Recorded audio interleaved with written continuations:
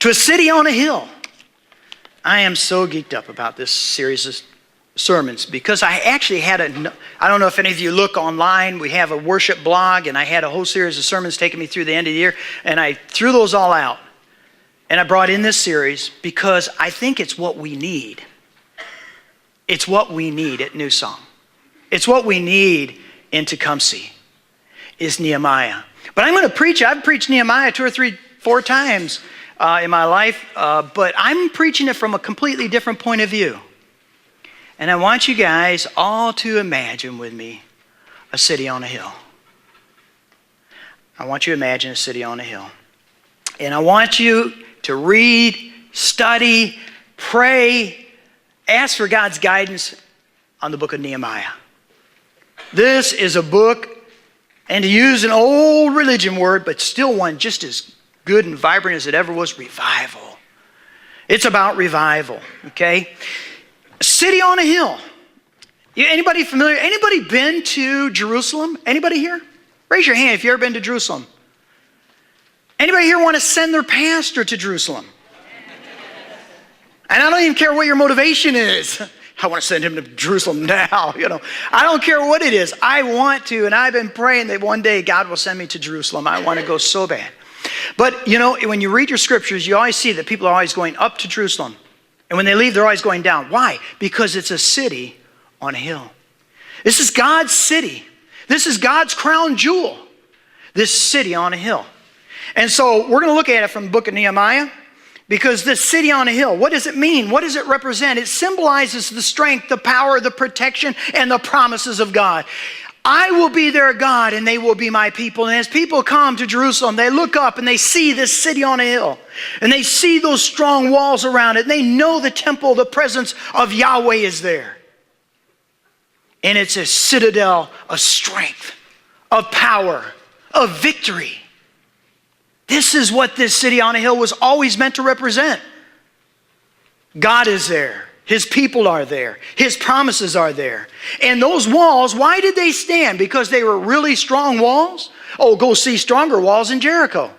Do you know the walls around Jericho? They said that you could ride a horse in a cart behind them. I mean, there were huge walls. Why are those walls standing? Those walls stand because of the Word of God, the promises of God, and that alone. I love Hezekiah and the story of Hezekiah. Have you read that before? King Hezekiah, one of the faithful kings of Judah. And the enemies, the dreaded, fearful, mean Assyrians coming from up north, and they surround the city of Jerusalem. And they're going to besiege it, and they're going to overtake it, and they're going to literally slaughter and skin alive the people of Jerusalem. What does Hezekiah do? He goes to the temple. He spreads out before the Lord in prayer, and he says, "Oh, God, you're the one true God." Read the whole prayer, but basically, deliver me from my enemies. And without firing a single shot, God delivered the people from their enemy. 186,000 died that very day. And those walls stood firm. Why? Because Hezekiah didn't depend upon his bow or his sword or his weaponry or their skill in fighting, but on the word and the promises of God.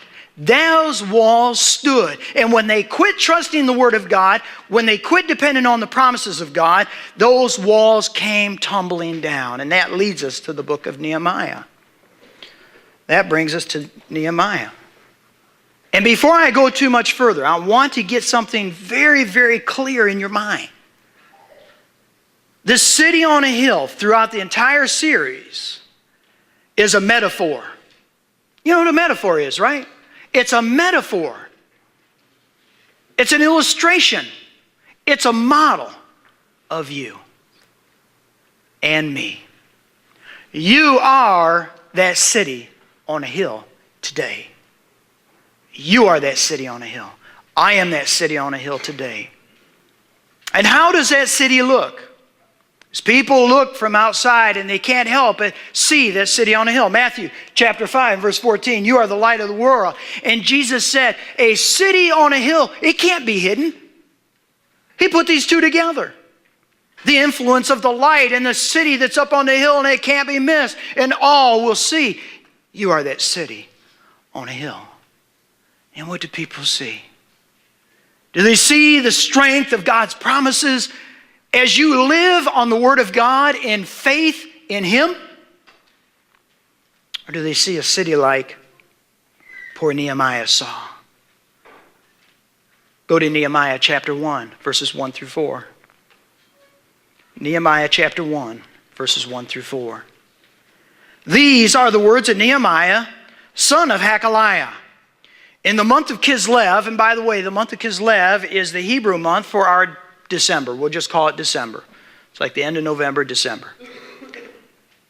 During this month, in the 20th year, while I was at the citadel of Susa, this is in modern-day Iran, Hananiah, one of my brothers, came from Judah with some other men, and I questioned them about the Jewish remnant that survived exile, and also about Jerusalem.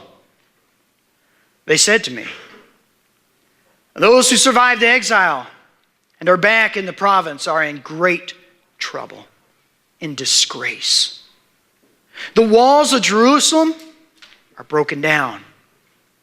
Its gates have been burned with fire.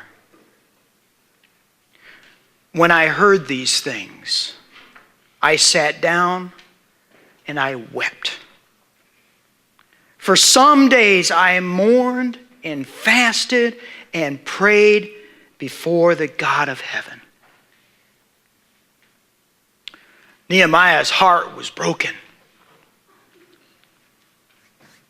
The city on a hill that for many years represented the promises of God, the covenant relationship that he had with his people. Yahweh himself looked in impotent, in disgrace, in despair, beaten and broken. Nehemiah, somewhere along the way, even in exile in Persia, had developed a love for Yahweh and his people. And it hurt him right to the core. How did they get in this position? How did this happen? What is Nehemiah doing all the way over in Persia? Well, what had happened was that eventually the people of God so not trusted God, so lived an unfaithful, idolatrous life that God warned him time and time again with the prophets. Turn and come back to me. Live by my word, or you will be destroyed. And they ignored the warnings. They killed the prophets, the messengers of God. And eventually what happened was an invading army came in, destroyed the people, destroyed the walls, and carried off many of the people into a place called Babylon, which Persia then overtook. And they're in that exiled country. And so, Nehemiah, he asks about the people and the city on a hill. And one of the first things I want to talk about today is that healing. I want to talk about healing.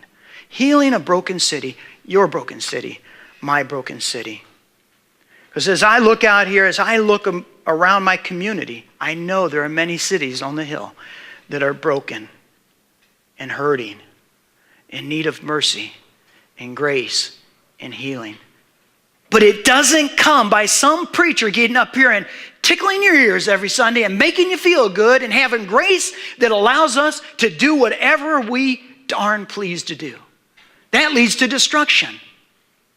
Healing comes by the truth of God, the Word of God. And that's what we need for healing.